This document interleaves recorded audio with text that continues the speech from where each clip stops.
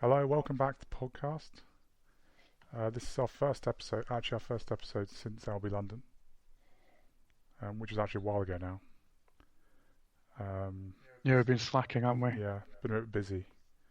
Sort Straight of. after, well, yeah, unable to do a podcast. Yeah, I guess. Yeah, I guess going to Prague counts as that. Yeah, that's busy, isn't it? Sort of. Yeah. Well, anyway, so I guess we'll talk about MLB London a little bit, even though it's sort of a bit old now. But yeah, what did you think? Yeah, it was amazing, wasn't it? Really. The weather was really important, obviously, because the British summertime had been basically crap for like 3 weeks until that week. Got really, really lucky with that, I think. Yeah, like the hottest day in the last like 3 years or something, probably on. On the Saturday, yeah. Um, the experience, I thought there were concerns from quite a lot of people about the layout of the London Stadium. I thought it was actually really, really good. Yeah, I mean, we didn't have the best seats on. anyway, but like there was still pretty Yeah, well, I decent think views. And everything. the ones on Sunday I think were pretty good, to be honest. Oh yeah, the Sunday ones, but I mean we didn't pay for the top of the No. range ones. We had like reasonably priced seats. Um, I think the whole adaptation of the stadium worked well. They let you walk around, which was really nice. Yeah, Apart from occasionally, well, yeah, obviously you had security guards. yeah. Well, because we went on the Friday training thing, it was sort of a bit concerned that they might not let you walk around the stadium much Yeah, I think from that's that. such a big part of it is the freedom, like to walk around without having doors shut off from you and stuff. Yeah, and the way it was set up is that you actually could, even though you weren't right open to the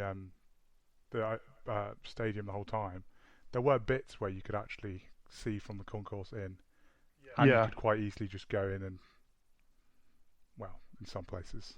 yeah, it depended on how arsey the specific security guards were at that point, to be honest. Yeah, Um, and then yeah, like they had the screens where they were showing MLB Network throughout the whole of the day. Just little things like that, I think, really added to it. Um, like the minor negative was the some of the queues at the outside food stores and the people who were buying merchandise. I mean, that was ridiculous. But they've yeah, already said they're going to get more of those, more merchandise stores next yeah. year. To be honest, I don't really understand why there'd be such huge queues for the merchandise because I mean, that's the same stuff you can buy online, Well, like and actually the stuff that before they or seem to have afterwards. there, a lot of it, they had more at London Yards anyway. London Yeah, Yards had better options actually. Um, it's just people like to buy that stuff on the day at the thing, don't they? But we yeah, didn't get sucked into doing that. yeah. Spent all the money on food Yeah, and tickets instead.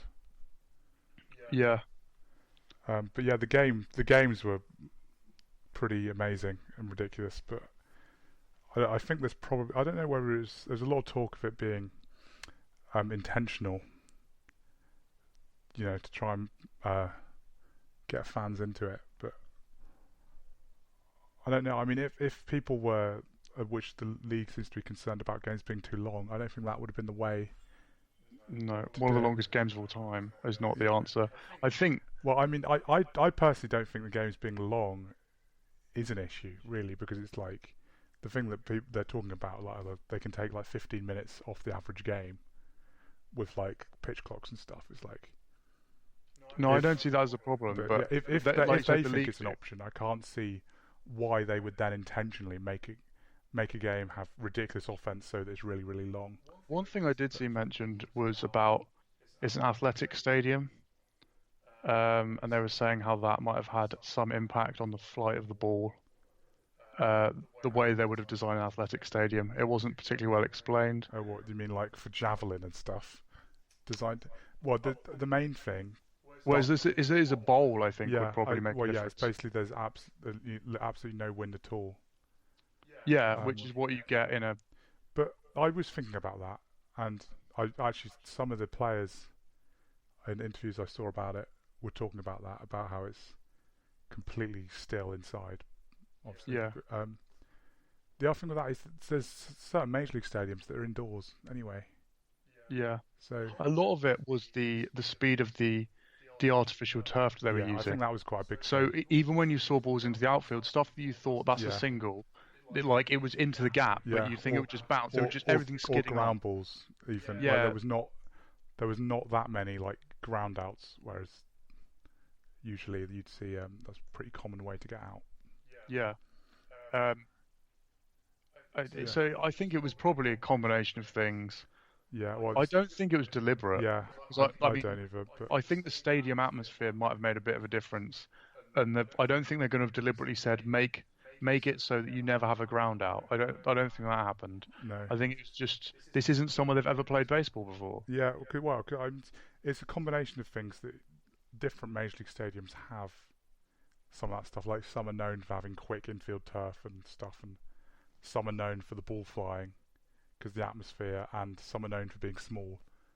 And it's basically just had all of those things Yeah, um, all yeah, together. and then, yeah, it just got kind of silly. I mean, was it Jackie Bradley's home run? I think on the Saturday Yeah, that went like opposite field, and honestly, off the bat, even his reaction was like, the infield's yeah, going to have to trot in to come and get that, and it just went flying like 5 rows back. yeah, It's often that you can't read that much into player reactions, but there were quite a few like big hits. There was yeah. quite a few of the home runs where the players didn't seem to believe that it was going, like as No. they hit the ball, like sighing and Well, dropping their arms and stuff. well, it did make batting practice fun though. Yeah, yeah, That's bang practice ridiculous. yeah. Got a couple of balls from that. Yeah, Couple of home runs, but yeah, that was fun. So I'd recommend that for anyone that didn't do that this year yeah, before the games. because well, particularly if it's anything like it played this year, you've got a very good chance of getting a ball as well. Yeah, So many going into the stands. yeah. Although there's also a lot of people. Yeah, It was like almost full, wasn't it? In left field. Left field yeah, that was stand kind of was just like almost full, like 2 hours before the game. yeah, Uh, yeah. It's quite competitive for some people, isn't it? People throw themselves over like guy in front of us throws himself like down 2 rows of seats. yeah, breaks a couple of ribs, but he gets a baseball. Yeah, completely ordinary baseball. Yeah, whereas we basically just stood there and then got really lucky by balls base just hitting us. Yeah, that's the good stuff, isn't it? Just getting clonked. Getting hit by a ball and picking it up off the floor. Um, Yeah. yeah. Is there much more to say about London? I mean, I suppose everything's sort of been said already, hasn't it? Because we're sort of a bit late to it. But Oh, there's one thing actually about next year there. Um, this again, it has been said a lot. But it'll be really interesting to see if at least the perceived percentage of Americans is different. I appreciate a lot of them might have been Americans living in London, but yeah, quite a lot came over. Be interesting how many more British accents we'll hear at the Cubs Cardinals, yeah, if any, because that was yeah. one We thing were that was talking about this, weren't we? I don't know. I don't know about whether there was some. They did some like offers or something for the season ticket holders, but it seemed like it was quite a few, or even just a few of the people that, well, like even like exchanged a couple of words of whatever we just heard when we were sitting there. Were yeah, obviously season ticket holders for the Red Sox or the Yankees, yeah. and I'm wondering whether they did like really good offers for it, or it was just loads of people wanted to visit London. Yeah, well, I guess it's also if you can afford to be a season ticket Yeah, holder at one of those teams, you're probably rich enough to it's buy probably not that big a deal to just pop fly over to to London. London. Yeah. So I mean, that's not a bad thing. I think it kind of enhanced the atmosphere. Yeah, because I suppose it made it a bit more like authentic, the atmosphere, didn't it, with having quite a lot of Yeah, well, it meant you had actual support because the one risk you have with these events is because all of the baseball fans go yeah, that are spread out across the 30 teams, is you risk that you don't really have any sense of support for no, either team. Is that you have like and you don't get the atmosphere. yeah, you don't really. It's because like I was really. I mean, I didn't really care too much who won. No, So I was cool when just for those. like I'm not cheering when exciting it's a home stuff. run. Yeah, I'm not jumping off and cheering when there's a home run like you get when you're obviously supporting one of the teams. So I think that did add to it.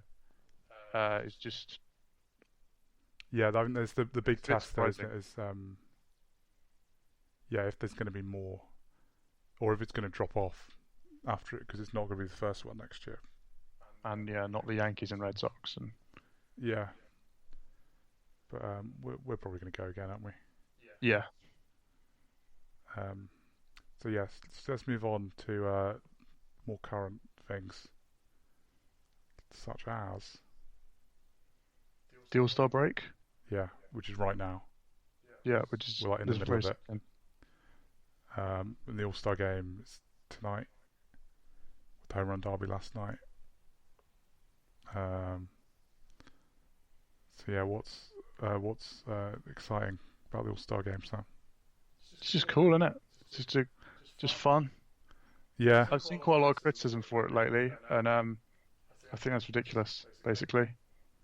But obviously, it'd be nice to give the players more days off. But I think is really the season's so long and it's so arduous, and particularly again, I don't want to end up talking about the Giants here. When you're following the Giants or a lot of the teams who are yeah, basically crap, like there's yeah. nothing going on with the Giants at the moment.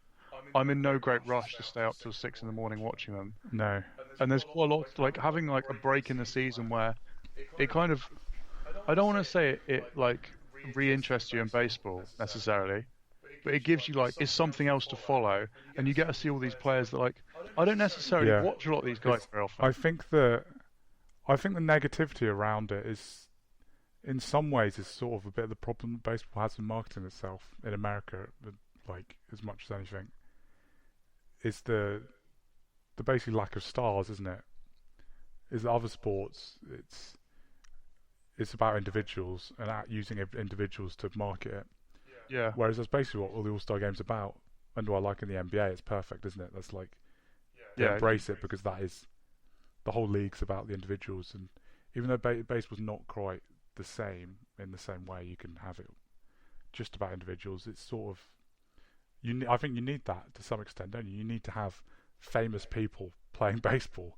yeah. And There's an at the article on moment, like BBC today about Mike Trout and no one knowing who he is. yeah, Um, and a lot this is like a you could write a whole book on about baseball's attitude with stardom. Um, yeah, a well, lot of it does go down to that there's too many old man shouts at the cloud type people who want to suppress personality. Because the thing with yeah. It's stardom is you've got to let people's a lot personality of come out. people getting plunked with after bat flips and stuff like that, Yeah, isn't it? Similar so sort of and thing. that personality can be um, it can be Giannis Antetokounmpo being like a freaky competitor, or it can be Kyrie Irving thinking the Earth's flat. But letting Yeah, both those things come out is significant in actually like building stardom. You have to yeah, know who they are. You have to let them say stuff. You have to let them behave in a certain way on the court, whether it's like celebrations or anything, or interviews. Like not being completely guarded in interviews and getting pinged with stuff. You say the wrong thing. And baseball, yeah, it feels like it's going the right way, but yeah. it's got Slightly. this horrible I tug of think war. there's a well, that's like we talked about a bit recently. I think there's a track record as well of the baseball media going after people that basically say stuff they don't like, Yeah, and yeah, well, and they certain people perceive it. that've got bad reputations now. I think largely because the media didn't like them because they wouldn't just Bow to them, you go basically. along with the the what's the word? I don't know what basically what everyone thinks you should say and how you should act. They wouldn't Yeah, just go along with it, and they've basically their reputations have been destroyed by the media because of it. yeah. So I think the All Star game itself is it would be a massive, massive mistake if they got rid of it for that very reason. Is baseball's biggest chance of kind of putting its elbows out and getting a bit of the market share back, Yeah, not just in America but all over the world, is it has to make something of of stardom. yeah, Is it what particularly the Western world in 20 we're obsessed with celebrity. yeah, I don't really like most of celebrity culture is ridiculous, but sport is part of that. Sport is part of it is making the yeah, guys that you're watching. You have to buy into them in some way, whether yeah, it's that you dislike that guy because of like whatever reason, but make it so it's not just that's not just a hitter for another team. That is this star that you're either like you love him or you Yeah, hate him or whatever. I think actually, you know, the